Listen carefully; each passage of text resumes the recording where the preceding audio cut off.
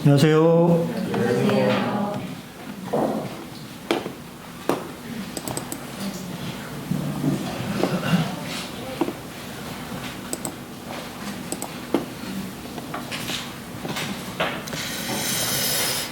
오늘은 주님의 침묵이라고 하는 제목으로 함께 교제하기로 합니다.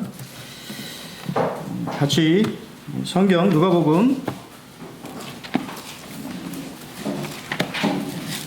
22장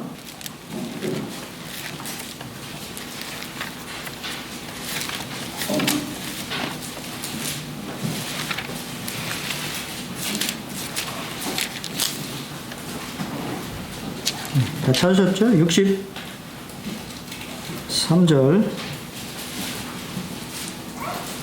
23장 25절까지 좀 긴데요. 좀 읽어보겠습니다. 63절 교독하겠습니다. 지키는 사람들이 예수를 희롱하고 때리며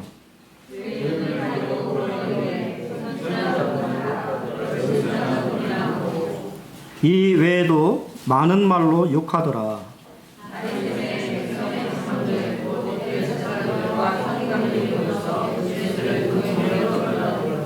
이르되 네가 그리스도이거든 우리에게 말하라.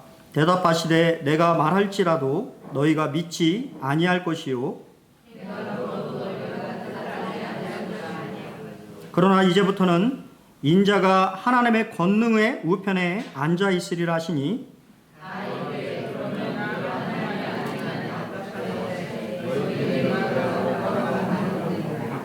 그들이 이르되 어찌 더 증거를 요구하리요 우리가 친히 그 입에서 들었노라 하더라.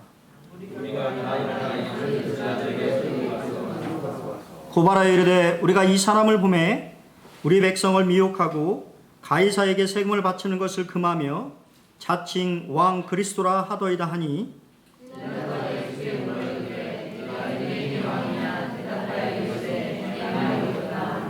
빌라도가 대제사장들과 무리에게 이르되 내가 보니 이 사람에게 죄가 없도다 하니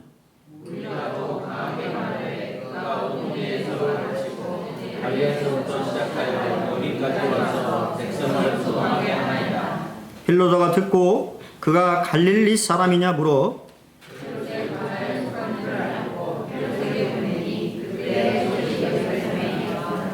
헤롯이 예수를 보고 매우 기뻐하니 이는 그의 소문을 들었으므로 보고자 한지 오래였고 또한 무엇이나 이적 행하심을 볼까 바랐던 연고로라. 대제사장들과 서기관들이 서서 힘써 고발하더라.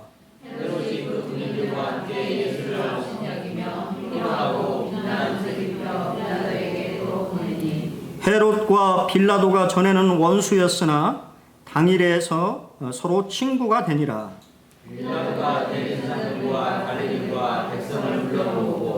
이르되 너희가 이 사람이 백성을 미혹하는 자라 하여 내가 끌고 왔도다. 보라 내가 너희 앞에서 신문하였으되 너희가 고발하는 일에 대하여 이 사람에게서 죄를 찾지 못하였고 헤롯이 또한 그렇게 하여 그를 우리에게로 보내었도다.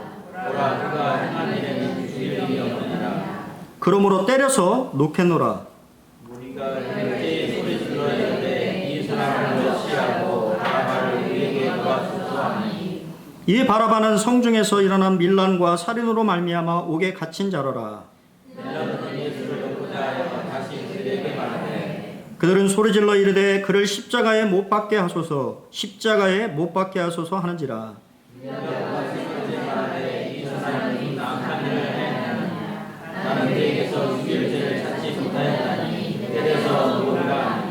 그들이 큰 소리로 재촉하여 십자가에 못 박기를 구하니 그들의 소리가 이긴지라. 그들이 요구하는 자 곧 밀란과 살인으로 말미암아 옥에 갇힌 자를 놓아주고 예수는 넘겨주어 그들의 뜻대로 하게 하니라.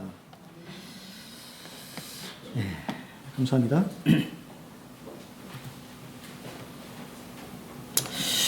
아인슈타인의 인생의 성공 법칙이라고 하는 게 있는데요. 뭐 저는 별로 안 좋아하거든요. 제가 수학을 싫어해서 이런 숫자, 이런 기호 별로 안 좋아하는데 A는 X 플러스 Y 플러스 Z여야만이 인생에 성공할 수 있다. 인생의 성공은 일을 열심히 하는 것과 잘 노는 것과 침묵하는 것이다 라고 얘기했습니다. 성공하는 인생은 자신에게 맡겨진 일을 열심히 하고 또 잘 놀아야 된다고 이렇게 얘기해요. 침묵할 때는 침묵할 줄 아는 인생이 성공하는 인생이다. 오늘 우리는 주님의 침묵을 보게 되는데요. 그때도 말씀드린 것처럼 누가복음은 예수님의 사람됨, 예수님이 사람이심, 완전한 사람이셨던 그 모습에 초점을 맞추고 있다고 말씀드렸어요. 그래서 지난 시간에는 이제 이 십자가의 고난을 앞두신 예수님 주변에 있는 연약한, 어떻게 보면 비겁한 인간의 모습을 보았다고 한다면, 오늘 이 시간에는 예수님 주변에 있었던 악한 사람들에 대해서 살펴볼 예정입니다. 예수님은 세상의 악한 자들에게 둘러싸여 계셨는데요. 그것은 실제 로마서 5장 20절에 말한 것처럼 율법이 들어온 것은 범죄를 더하게 하려 함이다. 그러나 죄가 더한 곳에 은혜가 더욱 넘쳤다라고 말하고 있습니다. 어둠이 짙게 깔려있는 이 십자가의 이 고난 가운데 사실은 악한 자들에게 둘러싸여 있지만 그 안에는 하나님의 은혜가 풍성하게 넘치고 있었다라고 하는 사실을 우리는 봐야 됩니다. 예수님의 고난과 죽음은 악한 인간들의 모습, 우리 자신의 어떤 모습들을 보여주지만 동일하게 은혜로우신 하나님의 마음을 동일하게 우리에게 계시해주고 있습니다. 성경 이 누가복음은 3번 정도 이렇게 우리가 이 재판을 받은 것처럼 나와 있는데요. 예수님은 6번 신문을 받으셨어요. 유대인에게 3번, 그리고 이방인에게 3번 신문을 받았습니다. 예수님에게는 참 힘든 밤이었을 것 같아요. 첫 번째 신문은 새벽 2시경에 전직 대제사장인 안나스의 집들이었습니다. 그냥 신문만 받았을까요? 아마 매를 맞으셨을 거예요. 두 번째 신문은 새벽 한 3시경에 현직 대제사장인 가야바의 집들이었습니다. 그리고 세 번째 신문은 새벽 6시경에 사내들인 공회에 의해 공식적인 신문이 진행이 되었고, 그것이 이제 누가복음에 우리가 방금 읽었던 말씀에 기록되어 있고요. 네 번째 신문은 새벽 6시 30분경. 이 시간은 뭐 정확하다라고 볼 수는 없어요. 추정입니다. 빌라도의 간정에서 신문을 받았고, 다섯 번째 신문은 갈릴리 분봉왕이었던 헤롯 안티파스의 앞에서 신문을 받았습니다. 그리고 마지막으로는 여섯 번째 신문인 로마 총독 빌라도에 다시 간정에 와서 십자가형을 언도받게 됩니다. 예수님이 우리가 성경에 그때도 말씀드린 것처럼 십자가에 달리시고 6시간 만에 돌아가셨는데요. 원래 십자가형은 그렇게 쉽게 죽는 병이 아니에요. 사람이 가장 끔찍하게, 가장 고통스럽게 사람을 죽이는 형벌이 십자가형입니다. 왜냐하면 바로 안 죽기 때문이에요. 근데 예수님은 오늘 이렇게 보는 것처럼 신문이라고 생각하시면 안 돼요. 사실은 고난을 당하십니다. 그 가운데 6번 모두 다 채찍을 맞으시고 또 폭행을 당하시고 모욕을 당하시는 힘든 그러한 시간들을 보내셔야만 했습니다. 그들만의 공회, 무정한 교권주의. 주님은 이러한 조직에 대해서 침묵하시죠. 예수를 그 공회로 끌어들였다라고 성경은 얘기를 하고 있는데요. 원래 이 사내들인 공회라고 하는 것은 법적, 종교적인 일을 논의하게 모이는 것을 말합니다. 그리고 공의의 기원은 모세를 돕기 위해서 세운 70명의 장로 모임에서 그 기원을 찾을 수가 있고요. 예수님 당시에는 사내들인이라고 하는 이제 공예를 실제로 모임을 중요시 생각을 했고, 사내들인이라고 하는 뜻은 함께 둘러 앉는다라고 하는 뜻을 가지고 있어서 대제사장과 그 주변의 공의의 의원들이 둘러 앉아서 실제적으로 어떤 회의나 그러한 것들, 집행, 우리나라로 얘기하면은 국회의원들이 국회를 열어가지고 이렇게 법률적인 그런 문제들을 논의하는 것처럼 그런 것을 말해요. 공의의 구성수는 71명이라고 하는 말도 있고 72명이라고 하는 말도 있는데요. 대개는 70명 정도로 보고 있고, 최고의장은 대제사장이 의결권을 가지고 있고, 구성원은 제사장들과 장로들과 서기관들로 구성되어져 있었습니다. 그들만의 공예라고 제가 말씀을 드린 이유는 그들의 모임 자체가 불법적이고 사전 모의된 것이었기 때문이에요. 우리나라 국회도 참 정치의 그런 모습들을 보면 좀 안타까운, 왜 그렇게 할까라고 하는 것들을 느끼게 하는데, 예수님의 이 당시에도 그런 모습들을 보게 됩니다. 원래 이 공의회는 일출 시간에 개정을 해서 일몰 시간에 폐정하게 돼 있어요. 그리고 또 안식일이나 야간에는 소집하지 않는 것이 관례입니다. 성경에 날이 샜다라고 우리 성경에 언급하고 있는 것은 그들이 형식적인 절차를 갖추기 위해서 모임을 구성했다라고 하는 것을 말해주고 있고, 원래 이 공의회의 필요 정적 수는 23명입니다. 70명, 71명 다 모일 필요가 없어요. 23명만 모이면 공의회를 열 수가 있도록 되어 있어요. 또한 사형 언도, 이 어떤 자신의 율법적인 그러한 거에 의해서 사형 언도를 할 때에도 필요 종족수가 23명이었어요.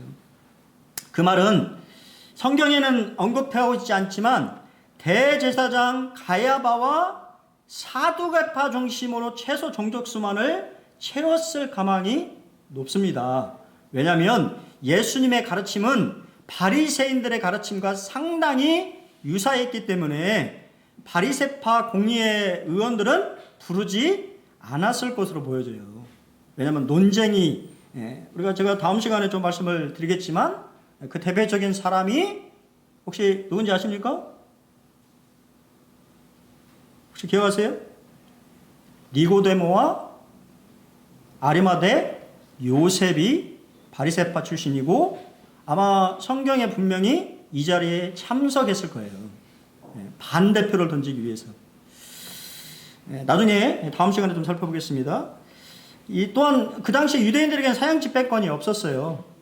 또한 안식일 예비일이었기 때문에 소집하면은 안 되었습니다. 그리고 한밤중에 새벽에 모임을 가져서도 안 됐던 거예요. 그리고 원래 이 사형 판결에 대해서는 재심 판결을 하도록 되어 있었어요. 그러니까 그냥 막 밀어붙인 그런 게 아니에요. 원래는 율법에 사형 판결에 대해서는 부당한, 그 사람이 억울하게 죽으면 안 되기 때문에 재심 판결을 하도록 되어 있는데, 예수님의 이 판결에 대해서는 뭐를 안 했습니까? 재심도 열지 않았어요. 예수님은 이러한 무정한 교권주의에 침묵하셨습니다. 교회가 어떤 권력을 가지고 그러한 권력적인 모습으로 행사하는 모든 것에 대해서 주님은 침묵하십니다. 잘못된 거예요. 사실 그리스도의 침묵은요, 예언의 성취였습니다. 우리가 너무도 자주 아는 이사야서 53장에 그가 곤욕을 당하여 괴로울 때에도 그의 입을 열지 아니하였다고 말하고 있습니다. 마치 도수장에 끌려가는 어린 양과 털 깎는 자 앞에서 잠잠한 양같이 그의 입을 열지 아니하셨습니다. 주님은 침묵하셨어요. 그때만 그랬을까요? 실제 그렇지 않습니다. 여기 보시면 배교죄, 신성모독죄의 2022년 작년이죠. 현재 우리가 살고 있는 이 시대에도요, 아프가니스탄이나 파키스탄, 이러한 무슬림 국가는 여전히 배교와 신성모독에 대해서 사형을 언도하고 있어요. 여기 한 소녀가 보이는데요. 25살 먹은 크리스찬인데 나이지리아에서 폭행을 당했어요. 그리스도인이라고 하는 이유 때문에. 그리고 불태워졌습니다. 동급생들에 의해서. 지금도 이 종교라고 하는 이 미명 아래 이러한 어떠한 배교죄, 신성모독, 이러한 것에 대한 죄가 우리는 종교의 자유가 있기 때문에 별로 와닿지 않지만 지금도 우리가 사는 지구 반대편에서는 일어나고 있는 일이에요. 신명기 21장 22절로 23절에 보면 사람이 만일 죽일 죄를 범하였으므로 네가 그를 죽여 어디에요? 나무 위에 달거든 그 시체를 나무 위에 밤새도록 두지 말고 그날에 장사하여 네 하나님 여호와께서 네게 기업으로 주시는 땅을 더럽히지 말라. 나무에 달린 자마다 하나님께 저주를 받았습니다. 사실은요, 의도가 있어요. 원래 이 율법에 따르면 그들이 사형 이런 집행권은 없지만 원래는 배교죄, 신성모독죄는 돌로 쳐 죽이는 것이 율법이에요. 돌로 쳐, 투석형입니다. 근데 그렇게 죽이면 안 되잖아요. 밀란이 일어날 수도 있고. 그래서 예수님을 의도적으로 십자가형으로 죽이려고 빌라도에게 이렇게 떠넘긴 것입니다. 왜냐하면 나무에 달린 자는 하나님께 저주받아서 죽는 자라고 율법에 쓰여 있기 때문에 그렇게 만들려고 한 거예요. 또한 그것은 예수님이 여러분들이 저주를 대신 받았다라고 하는 것을 확정해 주는 것입니다. 오늘 우리는 어떤가요? 종교 지도자들은요, 자신들의 이 수단, 이 목적을 이루기 위해서 거짓 증인을 내세웠고 거짓 증언으로 고발했습니다. 목적만 정당하다면 수단은 상관없다고 하는 태도예요. 하나님의 일은 뭐와? 목적과 수단이 모두 의로워야 됩니다. 그들이 예수님을 또한 거절한 이유는 자신들에게 맞는 메시아가 아니었기 때문이에요. 자신들의 기득권을 지켜주지 않는 메시아이기 때문에 거절했어요. 시기하고. 우리의 신앙의 생활에서도 내 입맛에 맞지 않으면 그냥 이렇게 거절해버리거나 그러한 태도를 보이는 것에 대해서는 주님은 침묵하실 거예요. 그것은 잘못된 것입니다. 두 번째 악한 인물을 보게 되는데요. 빌라도예요. 분명히 불의하다라고 하는 것을 알았습니다. 하지만 자신을 위해서 타협해버리는 이기적인 사람이에요. 분명히 3번이나 우리는 성경에 방금 읽었던 3번 빌라도가 말하는 것을 듣게 되는데요. 내가 보니 이 사람에게 뭐가 없다? 죄가 없다고 하는 것을 알았어요. 3번이나. 하지만 첫 번째는 타협합니다. 그냥 때려서 채찍형을 가해서 그냥 그들의 만족해주고 예수를 놓아주려고 하는 마음, 이게 좋은 의도로 보이는 것처럼 보이지만 그렇지 않아요.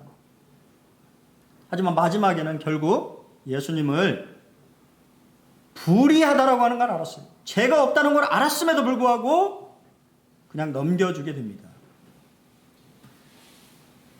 사실 종교 지도자는요, 이 예수님은 아까도 말씀드린 것처럼 의도성이 아주 분명히 짜고 치는 고스톱 같은 느낌이에요. 이 빌라도가 분명히 종교적인 문제, 율법적인 문제를 가지고 얘기를 하면 전혀 그들의 이야기를 들어줄지 않기를 알았기 때문에 정치적인 문제를 건드렸습니다. 3가지였는데 우리 백성을 미혹한다라고 하는 거예요.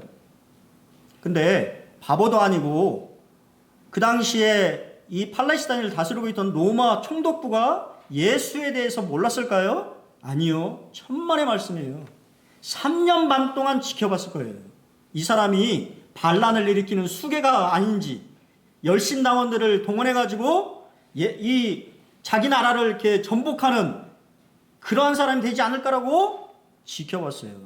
근데 결론은 뭐예요? 아니다라고 판단한 거예요. 그냥 이 사람은 그냥 자기 이 종교적인 이야기를 하는 사람이지 로마의 이 정부를 뭔가 이렇게 정복할 만한 그러한 인물은 아니라고 판단했을 거예요. 두 번째는 가이사에게 그래서 세금 문제를 건드립니다. 황제에게 세금을 내지 않는다고 말한다. 그랬나요? 아니요. 천만의 말씀이죠. 예수님은 가이사의 것은 가이사에게, 하나님의 것은 하나님에게 줘야 된다고 놀라운 말씀을 하시면서 세금을 내야 된다고 말씀하셨어요. 자신을 왕이라고 주장했다라고 하는 이 말에도 예수님은 이렇게 말씀해요. 내 나라는 이 세상에 속한 것이 아니다라고 말씀하시면서 주님의 나라가 영적인 나라인 것을 말씀하셨어요. 그러니까 다 안 걸리는 거예요. 근데 이 빌라도라고 하는 사람은 소심하고 우유부단한 사람이었어요. 우리 누가복음에는 언급되지 않는데요. 나중에 여러분들이 요한복음을 보면 이 빌라도라고 하는 사람이 7번 들락날락했다라고 성경에 기록되어 있어요. 그 말은 고민을 했다라고 하는 말이기도 하지만 사실은 아주 우유부단한 사람이라고 하는 것을 우리에게 보여주는 것입니다. 빌라도는요, 계속해서 빠져나갈 구멍만 찾고 있었어요. 이 자신에게 넘겨진 이 문제를 어떻게 하면 내가 이 문제에 책임을 안 지고 넘어갈까라고 하는 궁리만 했습니다. 그러자 무슨 말이 들어왔냐면 이 사람이 갈릴리 사람이라고 하는 말을 딱 들으니까 기가 번쩍 뛰는 것을 보게 돼요. 왜냐하면 그 당시에 갈릴리는 누가? 헤롯 안티바스라고 하는 사람이 통치하고 있었거든요. 그러자 바로 토스를 해줍니다. 갈릴리 사람이라고 하는 말을 듣자 빠져나갈 구멍을 찾았구나. 이 헤롯에게 넘기면 되겠다라고 생각하면서 예수님의 문제를 그냥 넘겨버립니다. 사실 빌라도는요, 정치적인 욕심 때문에 자신의 양심을 팔아버린 사람이에요. 그의 아킬레스건은 뭐였냐면 정치적인 야심이었습니다. 그는 로마 총독이었고 당연히 권력에 대한 욕구가 강했겠지요.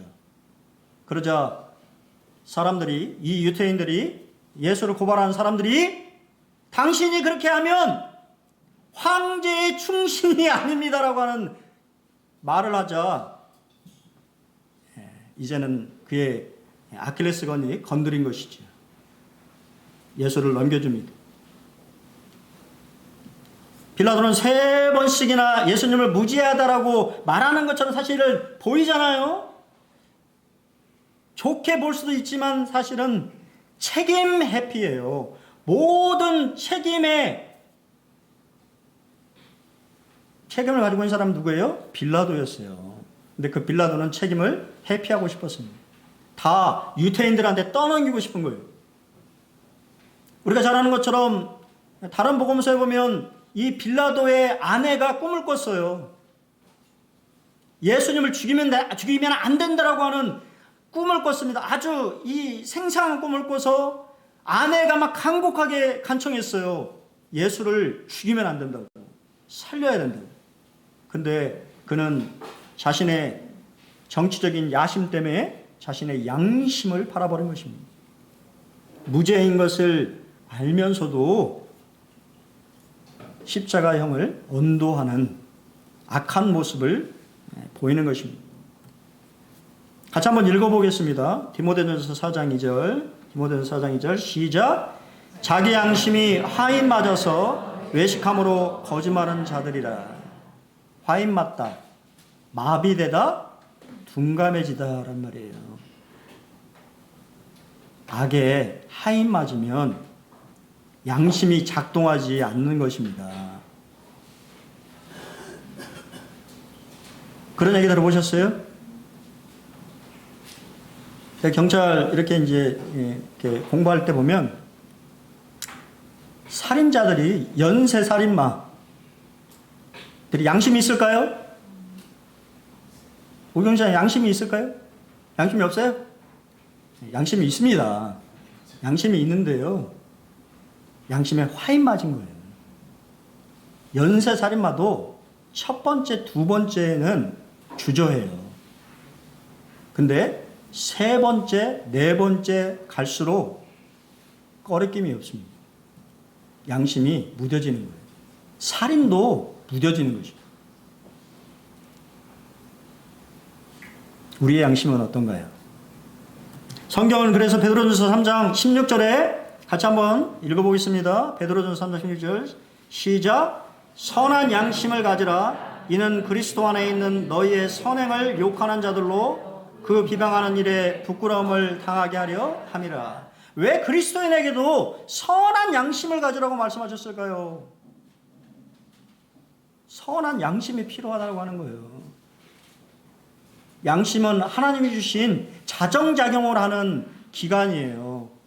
여러분 마음에 양심에 꺼리낌이 되는 일이라고 한다면 하지 않으셔야 됩니다. 또한 양심은 깨끗하게 만들어요. 필터. 여러분 정수기 필터 교환하시잖아요. 교체하시잖아요. 그거 놔두면 어떻게 돼요? 나중에 더러운 찌끼가 있는 것을 보게 된단 말이에요. 그런 것처럼 양심을 선하게 가져야 된다고 말합니다. 디모데전서 1장 19절에도 같이 한번 읽어보겠습니다. 1장 19절 시작. 믿음과 착한 양심을 가지라. 어떤 이들은 이 양심을 버렸고 그 믿음의 가나에는 파손하였느니라. 양심을 버리니까 뭐가 돼요? 믿음이 파손해 버리는 거예요. 양심을 버리면 믿음을 버려버리는 것입니다. 그렇기 때문에 믿음과 착한 양심, 선한 양심을 가지라고 말하고 있는 것입니다. 빌라도는 양심을 버려버렸어요. 팔아버렸습니다. 불의한 것을 알면서도 자신의 이익을 위하여서 그 양심을 내버렸습니다. 그런 주님은 빌라도에게 뭐 하셨어요? 침묵하셨어요. 우리 속담에 침묵은 금이요 웅변은 은이라고 하는 말이 있습니다. 예수님의 침묵은 더 강력한 메시지였을 거예요. 여러분 혹시 법정에 가보신 적이 있으세요? 법정에 가보신 분 많이 없을 거예요. 나중에 기회가 되면요, 법정에 가십시오. 법정은 공개 법정이 있고, 그 다음에 비공개 법정이 있어요. 공개 법정은 아무나 가서 볼 수 있어요. 아무나 갈 수 있습니다. 아무나.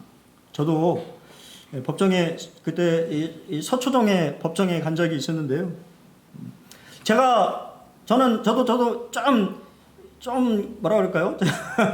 좀 안 좋은 기억이 있는 사람 중에 그러니까 법 이런 쪽에 좀 안 좋은 기억이 있는 사람이에요. 그래서 좀 그런 좀 선입견을 좀 가졌었는데요.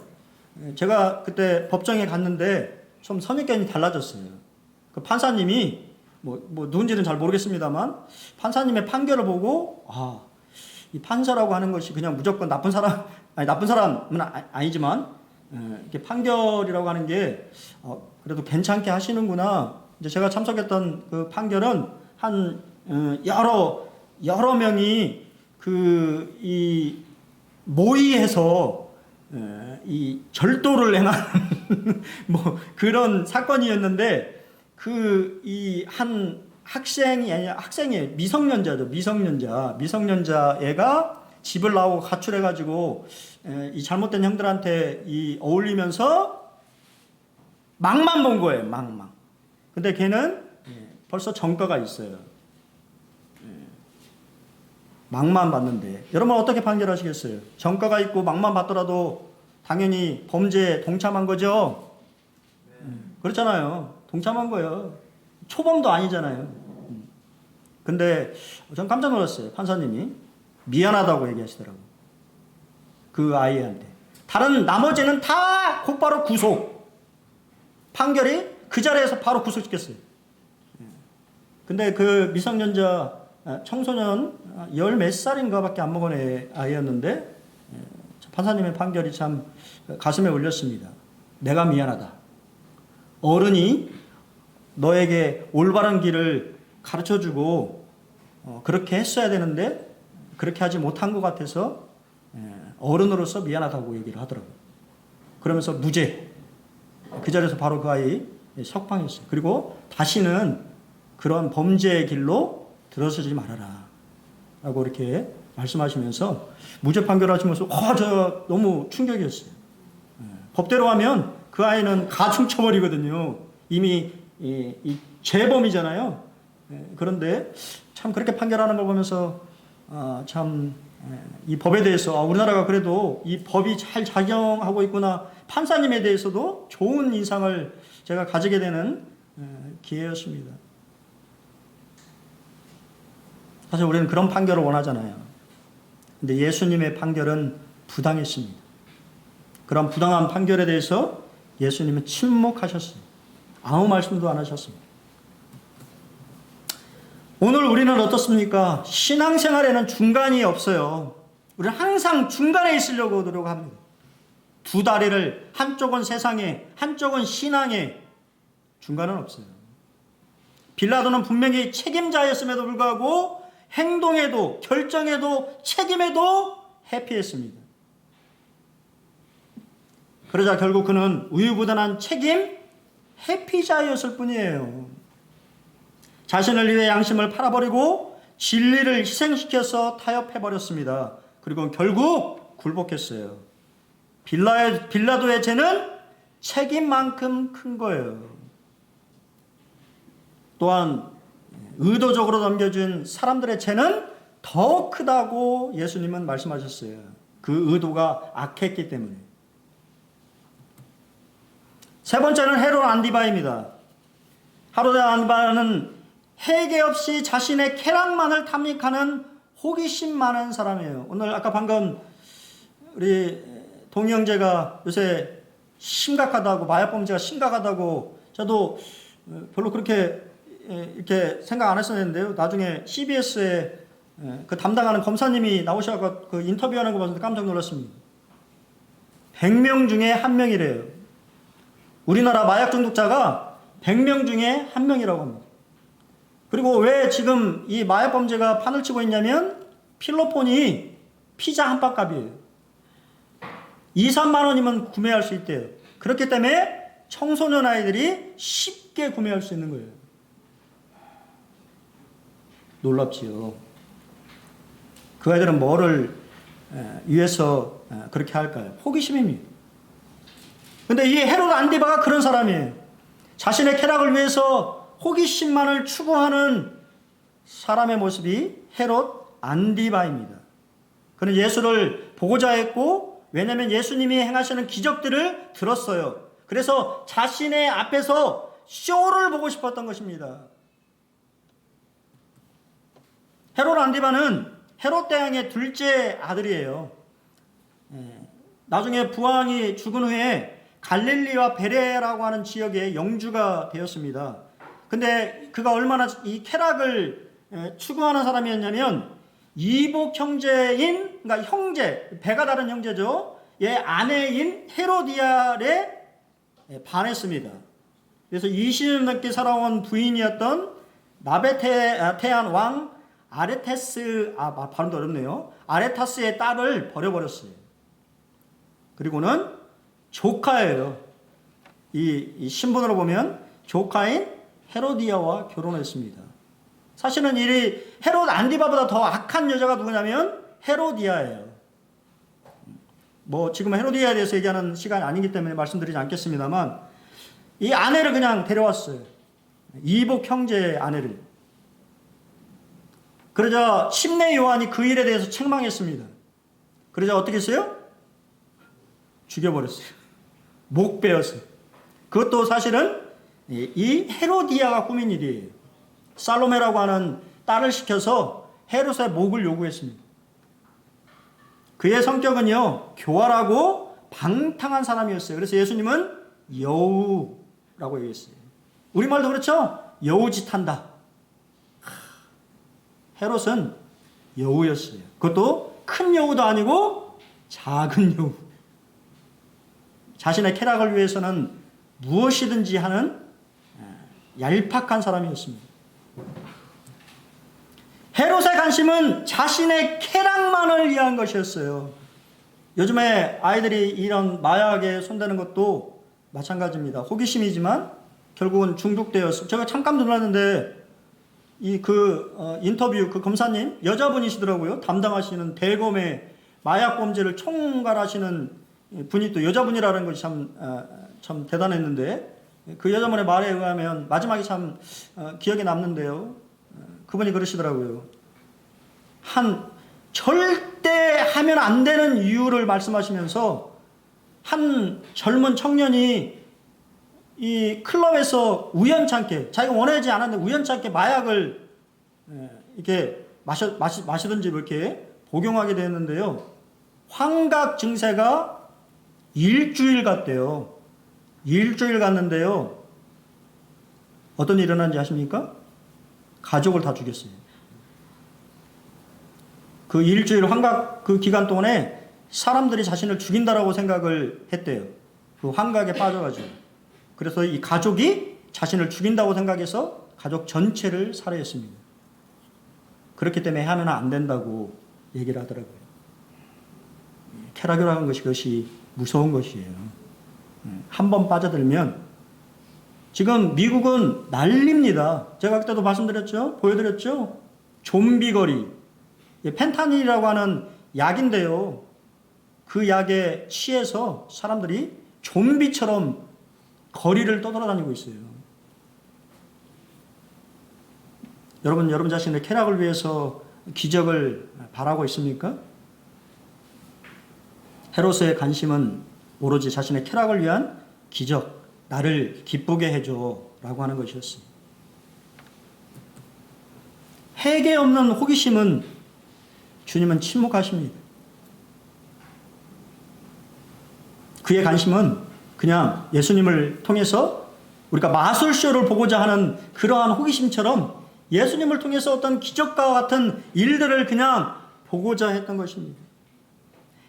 메시지 성경에 보면 헤롯은 예수께 질문을 퍼부었으나 예수께서는 대답이 없으셨다. 한마디도 하지 않으셨다. 만일 헤롯이 영적인 문제에 대해서 질문을 했다고 한다면 예수님은 반드시 대답하셨을 거예요. 진리에 대해서 말씀해 주셨을 것입니다. 구원자이신 예수님을 직접 만났지만 주님의 침묵은 곧 심판이었습니다. 나중에 보면요, 이 헤롯 안티파스가 권력욕에 이치해서 막 악한 일들을 많이 벌였는데요, 나중에는 처남에게 숙청당합니다. 처남을 시기했거든요. 역사의 결과에 보면 나중에는 그래서 이 프랑스의 한 외딴 곳으로, 유배를 간 곳으로 인생이 마감이 돼요. 캠벨 몰간은 두려움마저 느끼게 하는 주님의 침묵은 헤롯에게 떨어진 거룩한 심판이었다고 말하고 있습니다. 아무 말도 대답하지 아니하시니. 그렇습니다. 유대 종교 지도자들, 자신의 기득권을 위해서 무자비하게 자신의 권력을 휘두르는 사람들에 대해서 주님은 침묵하십니다. 빌라도 불의함을 알고도 자신을 위해서 양심을 팔아버리는 이기주의자들에 대해서 주님은 침묵하십니다. 헤롯, 해계 없이 자신의 쾌락만을 탐닉하는 호기심만 많은 자들에 대해서 주님은 침묵하십니다. 여러분, 독이 되는 사람들과 언쟁할 필요가 없어요. 주님의 침묵을 우리는 배워야 됩니다. 별로 중요하지 않은 그러한 언쟁을 통하는 것 별로 득이 되지 않지요. 오히려 자신의 마음만 상하는 것을 보게 돼요. 그럴 때 뭐가 필요합니까? 침묵이 필요한 거예요. 침묵은 더 강력한 메시지입니다. 고난을 당하시는 예수님을 우리는 보고 있는데요. 사실 누가는 이것을 잘 다루고 있지는 않아요. 하지만 기억하십시오. 예수님은 운명에 굴복하신 것이 아니라 모든 주도권을 그분께서 쥐고 계시고 있다고 하는 사실을 기억해야 돼요. 여러분, 불쌍히 여기는 그러한 마음을 가지실지 모르지만 예수님은 그 고난의 순간에도 여전히 주도권을 갖고 계셨어요. 그러나 이제부터는 인자가 하나님의 권능의 우편에 앉게 되리라고 하는 것을 바라보셨습니다. 죽음을 바라보신 것이 아니라 하나님 권능 우편에 영광스럽게 승리자의 모습으로 앉게 될 것을 바라보셨어요. 둘째, 빌라도와 헤롯 앞에서도 그분은 극도의 압박을 받고 계셨지만 뭐를? 평정심을 잃지 않으셨다고 하는 사실이에요. 우리는 어떠한 일들이 닥치면 평정심을 금방 잃어버리죠. 하지만 주님은 평정심을 잊지 않았어요. 왜냐하면 그 모든 것 위에 하나님의 함께하심, 아버지의 주권적인 계획하심이 있다고 하는 것을 알고 계셨기 때문에 빌라도에게 위에서 주지 아니하셨더라면 나를 해야 할 권한이 없었을 것이라고 당당하게 말씀하시는 주님의 모습을 기억하시기 바랍니다. 셋째, 예수께서 견딜 수 없는 고난 가운데서도 평정심을 유지할 수 있었던 것은 아버지 하나님에 대한 신뢰 덕분이에요.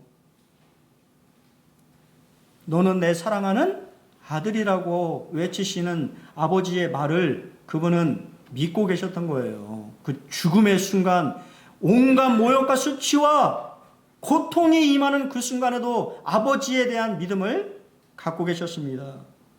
넷째 주간은 예수님의 죄 없으심을 계속해서 강조하고 있습니다. 나의 의로운 종이 많은 사람을 의롭게 하며 또 그들의 죄악을 친히 담당하리로다. 예수님이 죽으신 것은 우리의 죄를 위하여서 우리를 의롭다 하시기 위하여서 죽으신 거예요. 죄가 있어서 죽으신 것이 아닙니다. 이것을 우리가 기억해야 됩니다.